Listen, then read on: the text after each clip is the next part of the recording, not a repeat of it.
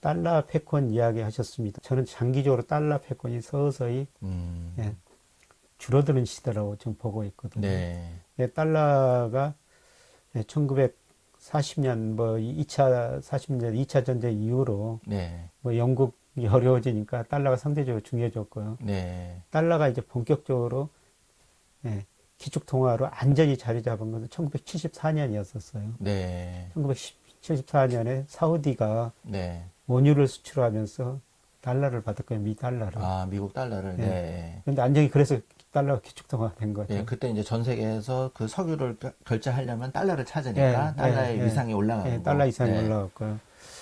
예, 그 뒤로 이제 달러 기축통화의 역할이 계속 확대됐습니다만은. 근데 2008년 미국에서 글로벌 금융위기가 발생했지 않습니까? 그렇죠. 네. 예, 그 다음에 코로나 위기로 지금 미국이 엄청난 돈을 풀고 있어요. 맞습니다. 예, 예. 어마어마한 돈을 예, 2008년에 비해서 예, 한 4배 이상 그렇게 예, 푸는 그렇죠. 거죠. 네. 근데 최근 지금 코로나 위기로 미 연준 자산이 4, 5월 달에 거의 3조 달러가 늘어났거든요. 오.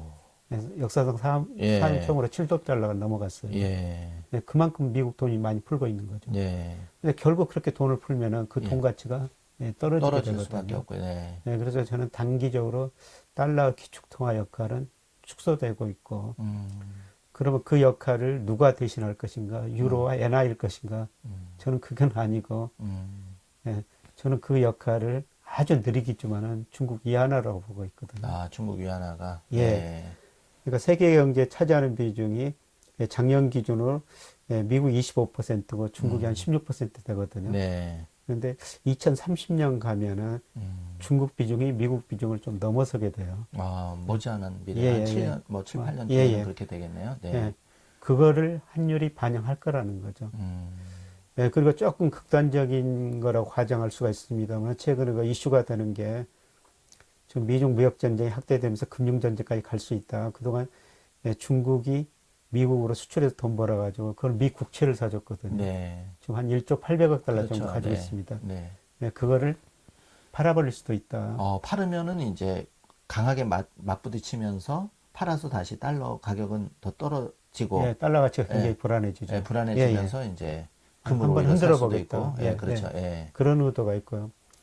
그 다음에 그 더 중요한 것은 뭐냐면은 중국이 지금 원유는 세계 13% 수요를 하고 있고요. 네. 그 다음에 구리, 철강이고 원자재는 50% 이상을 중국이 사고 있거든요. 네.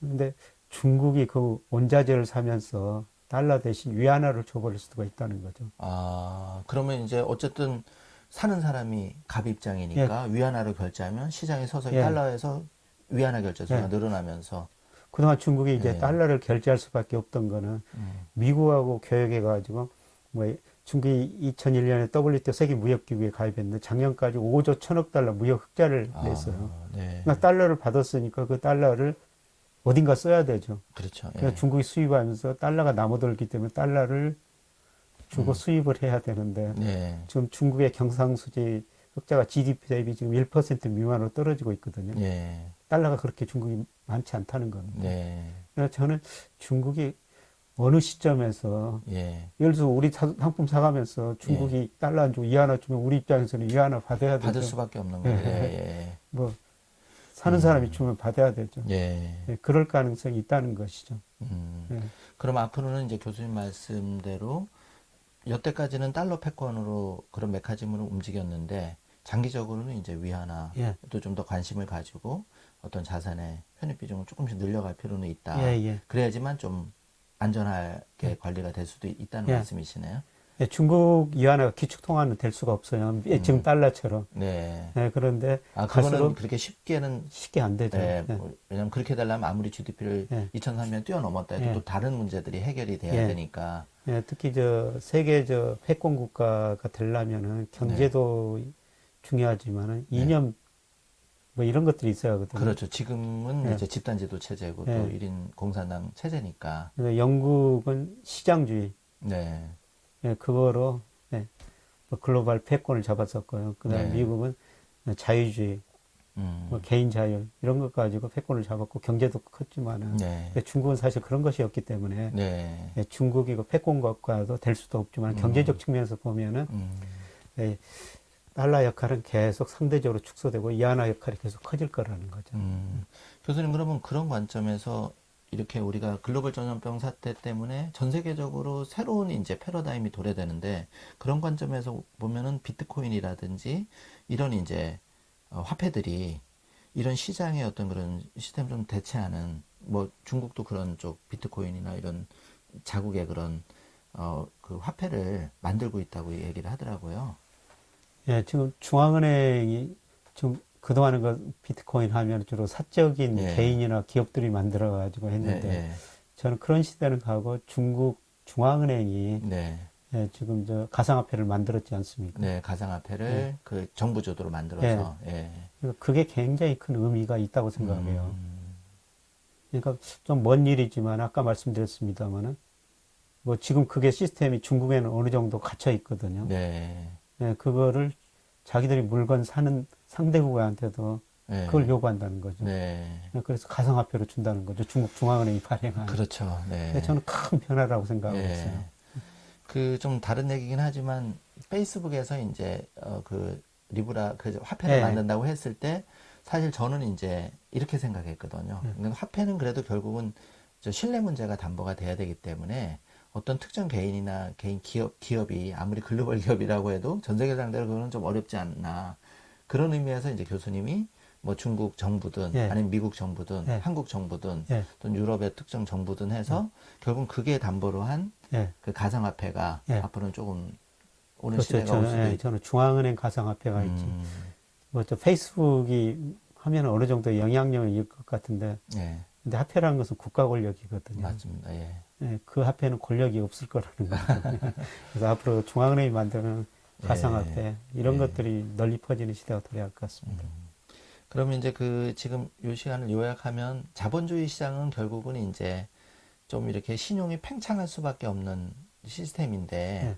이런 상태에서는 돈의 가치는 뭐 달러든 위안화든 조금 잘 살펴서 안분을 좀 해서 가져가야 된다는 부분이고 예.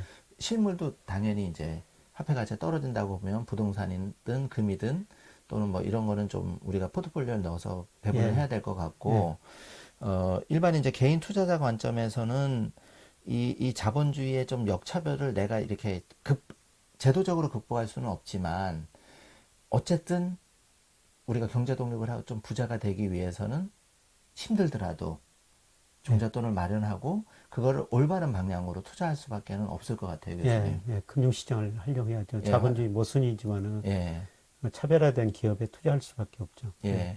정말 자본주의를 대체해 줄 수, 자본주의나 공산주의를 다 대체해 줄 수 있는 이런 모순을 다 극복한 그런 새로운 체제가 나오면 모르겠는데 아직까지는 그런 체제가 사실은 안 나오고 있으니 자본주의 안에서 이제 저희가 할 수 그렇죠. 있는 최선책을 찾아서 하는 수밖에 없다. 그렇습니다.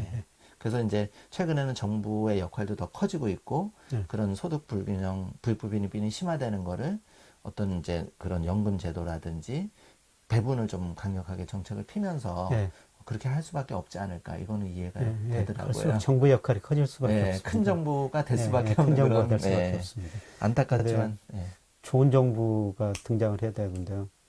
저 트럼프나 시진핑 같은 이런 정부가 한쪽으로 가면 세상이 참 무섭게 되는 거죠. 그렇죠. 본인이 권력을 유지하기 위해서 또 재선이 되기 위해서 또 시진핑 일당 독재로 가기 위해서 과거에는 그러지는 않았잖아요. 집단지도 체제에서 권력도 바뀌고 이랬는데 교수님 말씀대로 제일 우려되는 게 정말 우리 영화에서 보던 나쁜 정부가 특정한 인한테 권력이 집중돼서 세계를 지배하고 이렇게 될까봐 정말 그게 제일 두려운 거죠. 어쨌든 자본주의 이제 메커니즘 이 정도로 하고 다음으로 넘어가도록 하겠습니다.